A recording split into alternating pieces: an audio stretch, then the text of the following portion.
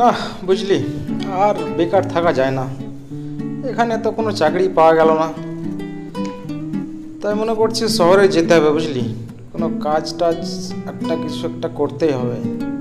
বাবা যতদিন বেঁচে ছিল সব ঠিক ছিল, কিন্তু এখন তো আর বাবাও নেই, মা আর আমার দিদি।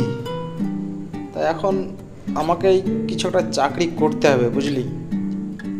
এই জন্যে গ্রামে যদি কাজ না পাই তাহলে কিছু করার নেই, শহরে যেতে হবে। তাই তো রে, এ নিয়ে আমিও খুবই সমস্যায় আছি বুঝলি। আমিও একটা চাকরির খুবই সন্ধান করছি, খুঁজে বেড়াচ্ছি, কিছুতেই কিছু করতে পারছি না। এই শুধু বসে থাকা, আড্ডা মারা, এই চলছে, এভাবে চলে। হ্যাঁ, আরও মুশকিল সব থেকে কাম ছেড়ে যেতেও মন চায় না। তোমাদের মধ্যে বাবারা কি কেউ আমার বাড়িতে কাজ করবে? আমার কাছে কাজ আছে। আচ্ছা কাকু, কাজটা কি? কি কাজ? কি করতে হবে? সব কিছু ঠিকঠাকভাবে না জানলে আপনাকে কি করে বলি বলুন তো? কাজ বাবা তেমন কিছুই না বুঝলে, শুধু এই বাজার টাজার করে আনা আর আমার একটু দেখাশোনা করা, জল তোলা, এই সব বাড়ির কাজ আর কি। খুবই সহজ কাজ। খাওয়া দাওয়া মাসে বেতন আমি দিয়ে দেব।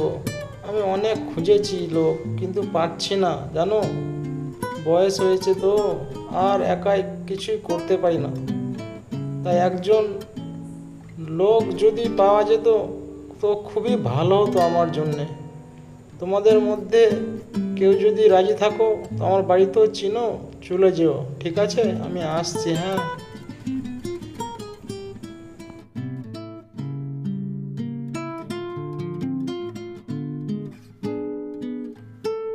আরে এ তো চাকরের কাজ, চাকরের কাজ আমি পারবো না, আমি করবো না। বাট কোনো কাজই ছোট হয় না রে, আমি করব। ওরা না করুক গা, ওদের কাজ দরকার নেই, কিন্তু আমার দরকার, আমাকে করতেই হবে। যাই, কাকুর বাড়ি যাই। এই বাড়িটাই মনে হচ্ছে কাকুর। আরে কাকু তো অসুস্থ, কাকুর গা তো জ্বরে পুড়ে যাচ্ছে, কাকুর তো কোনো হুঁশই নেই। কাকুকে এক্ষুনি হাসপাতালে নিয়ে যেতে হবে।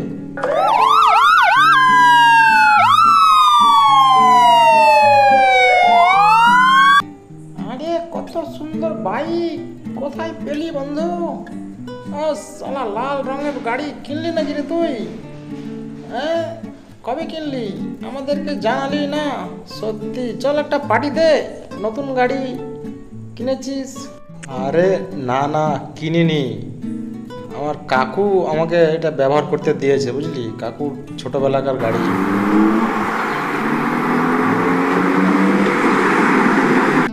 হ্যাঁ কাকু, হাসপাতালে এসে গেছি, আর একটু অপেক্ষা করুন, ডাক্তার চলে আসবে। তোমার জন্যেই বাবা এই যাত্রা বেঁচে গেলাম, না হলে তো মরেই গেছিলাম আর কি। সত্যি তুমি খুবই ভালো কাজ করেছো, ঠিক সময় হাসপাতালে আমাকে নিয়ে গেছিলে। তুমি তো অ্যাম্বুলেন্সও চালাতে পারো মনে হচ্ছে। তোমাকে রেখে আমি খুবই ভালো কাজ করেছি বাবা। জানো, আমারও একটা তোমার মতোই ছেলে আছে, সে আমেরিকার বিদেশে থাকে, ফোন করলেও গ্রামে আসে না। তার মা তার জন্য কত কেঁদেছে বাবা, সে সে তবুও এলো না গ্রামে। জানো বাবা, তোমার কাকিমা যেদিন মারা যায় আমি তাকে ফোন করে আসতে বলেছিলাম, কিন্তু তবুও সে আসেনি বাবা। জানো, আমার কত দুঃখের, তোমাকে কথা আর কি বলবো বাবা। তোমরা তো সব এ যুগের ছেলে, সবই তো জানো এই যুগের অবস্থা। সে বৃদ্ধাশ্রমে মনে হয় আমার কপালে লেখা আছে।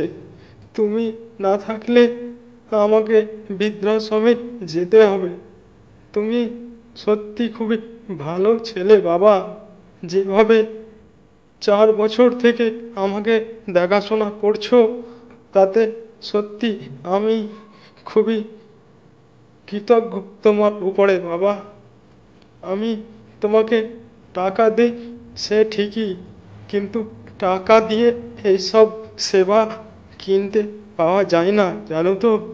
তুমি খুব পুণ্যের কাজ করছো।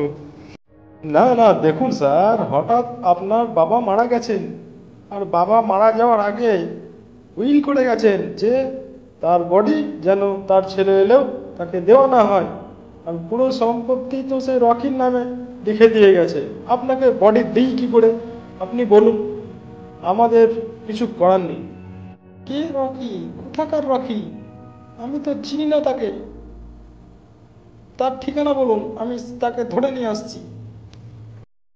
দেখুন, মনে করবেন না আমি সম্পত্তির জন্য এসেছি। শুধু বাবাকে ক্ষমা চাইতে পারলাম না, এটাই আমার দুঃখ।